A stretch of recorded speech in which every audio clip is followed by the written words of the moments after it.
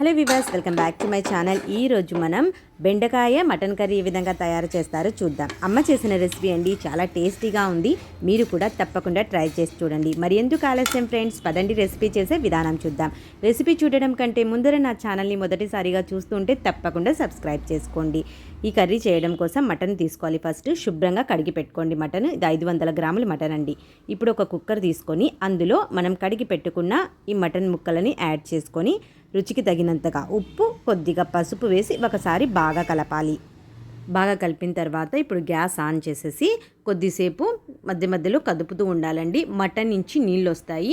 ఆ నీళ్లు మళ్ళీ మటన్లోనే ఇంకిపోయేంత వరకు ఉడికించుకోవాలి. ఫస్టే మనం నీళ్లు వేయకూడదండి. మటన్ నుంచి వచ్చిన నీళ్లు మళ్ళీ ఇంకిపోయిన తర్వాత మనం వేయాలి. ఈ విధంగా చేయటం వల్ల మటన్ పీస్కి ఉప్పు బాగా పడుతుంది.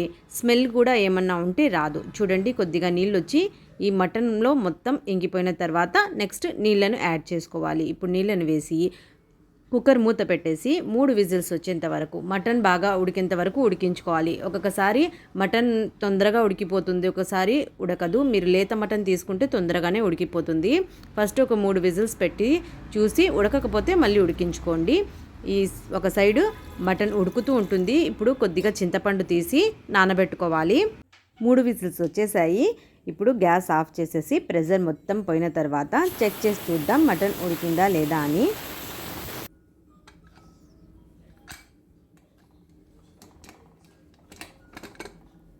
మటన్ అయితే బాగా ఉడికిపోయింది. చూడండి, మీరు తీసుకున్న మటను సరిగా ఉడకకపోతే ఇంకొద్దిసేపు ఒక 2-3 విజిల్స్ వచ్చేంత వరకు, బాగా మటన్ ఉడికేంత వరకు ఉడికించుకోండి. చూడండి, ఇప్పుడు ఈ మటన్ని ఒక బౌల్లోకి తీసుకొని, ఇదే కుక్కర్ తీసుకుంటున్నాను. మీ దగ్గర 2 కుక్కర్లు ఉంటే పక్కన పెట్టేసి ఇంకో కుక్కర్ తీసుకోండి. గ్యాస్ ఆన్ చేసేసి ఇప్పుడు ఈ కుక్కర్ వేడెక్కిన తర్వాత ఆయిల్ యాడ్ చేసుకోవాలి. ఆయిల్ చూసి వేసుకోండి. ఆయిల్ ఎందుకంటే మనం కొద్దిగా కొవ్వుతో తీసుకుంటే మటను ఆయిల్ క్వాంటిటీ కొద్దిగా తక్కువగా పడుతుంది. కొవ్వు లేకుండా తీసుకుంటే మీరు కొద్దిగా ఆయిల్ ఎక్కువగా పడుతుంది. ఆయిల్ వేడెక్కిన తర్వాత ఉల్లిపాయ యాడ్ చేసుకోవాలి. 2 మీడియం సైజు ఉల్లిపాయలు తీసుకొని 1.5 ఉల్లిపాయ ఇందులో యాడ్ చేసిందండి. ఈ విధంగా పొడుగుగా కట్ చేసి వేసుకోవాలి. గోల్డెన్ బ్రౌన్ కలర్ వచ్చేంత వరకు ఫ్రై చేసుకోవాలి.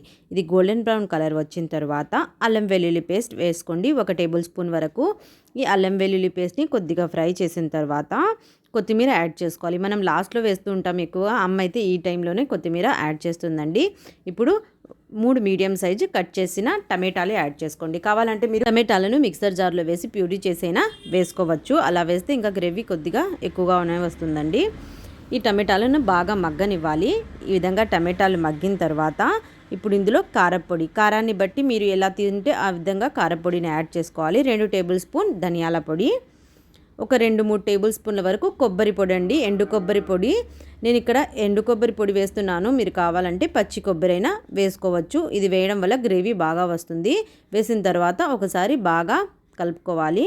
కలిపిన తర్వాత మనం కట్ చేసి పెట్టుకున్న బెండకాయలని యాడ్ చేసుకోవాలి. అండ్ బెండకాయలని, ఇది 1/2 కిలో బెండకాయలండి. ఈ బెండకాయలని శుభ్రంగా కడిగి కట్ చేసి పెట్టుకోండి. ఇందులోనే సగం ఉల్లిపాయ కూడా యాడ్ చేసుకోవాలి. బెండకాయలు, ఉల్లిపాయ వేసిన తర్వాత చింతపండు నుంచి రసం తీసి చింతపండు రసాన్ని యాడ్ చేసుకొని కొద్దిగా నీళ్ళను యాడ్ చేసుకోవాలి. ఇప్పుడు గరం మసాలా వేసుకోండి. ఒక 1/2 టీ స్పూన్ వరకు బాగా కలపండి. కలిపిన తర్వాత మనం ఉడికించి పెట్టుకున్న మటన్ను కూడా ఇందులోనే యాడ్ చేసేసుకోవాలండి. మటన్ అయితే ఆల్రెడీ ఉడికి ఉంది. ఇప్పుడు ఉడకాల్సింది కేవలం బెండకాయలు మాత్రమే. ఈ నీళ్ళతో సహా మొత్తం మటన్ని ఇందులో యాడ్ చేసుకోండి. యాడ్ చేసిన తర్వాత ఒకసారి బాగా కలిపేసి రుచికి తగినంతగా ఉప్పు యాడ్ చేసుకోండి. ఉప్పు చూసి వేసుకోండి. మనం మటన్ ఉడికేటప్పుడు కూడా మటన్లో కూడా ఉప్పు వేసాం కాబట్టి ఇది బెండకాయల కోసమే. ఉప్పు వేసిన తర్వాత ఒకసారి బాగా కలిపేసి టేస్ట్ చూసి ఏమన్నా ఉప్పు తక్కువగా అనిపిస్తే ఇంకొద్దిగా ఉప్పు యాడ్ చేసుకోండి. కారం తక్కువ అనిపిస్తే కూడా వేసుకోవచ్చు. పులుపు కూడా తక్కువ అనిపిస్తే వేసుకోండి. వేసిన తర్వాత బాగా కలిపేసి మూత పెట్టేసి 1 విజిల్స్ వచ్చేంత వరకు పెట్టుకోవాలి. మరీ ఎక్కువ పెట్టకండి, బెండకాయలు అయితే తొందరగానే ఉడికిపోతాయి. కేవలం 1 విజిల్ మాత్రమే పెట్టుకోవాలండి. 1 విజిల్ అయిపోయిన తర్వాత గ్యాస్ ఆఫ్ చేసేసి ప్రెషర్ మొత్తం పోయిన తర్వాత మూత తీసి చెక్ చేసి చూద్దాం. చూడండి, రెడీ అయిపోయింది ఎంతో రుచికరమైన బెండకాయ మటన్ కర్రీ. మీరు కావాలంటే లాస్ట్లో కొద్దిగా కొత్తిమీర అయినా యాడ్ చేసుకోవచ్చు. అమ్మ ఫస్టే వేసింది కాబట్టి నెక్స్ట్ యాడ్ చేయలేదండి. మీరు కూడా తప్పకుండా ట్రై చేసి చూడండి.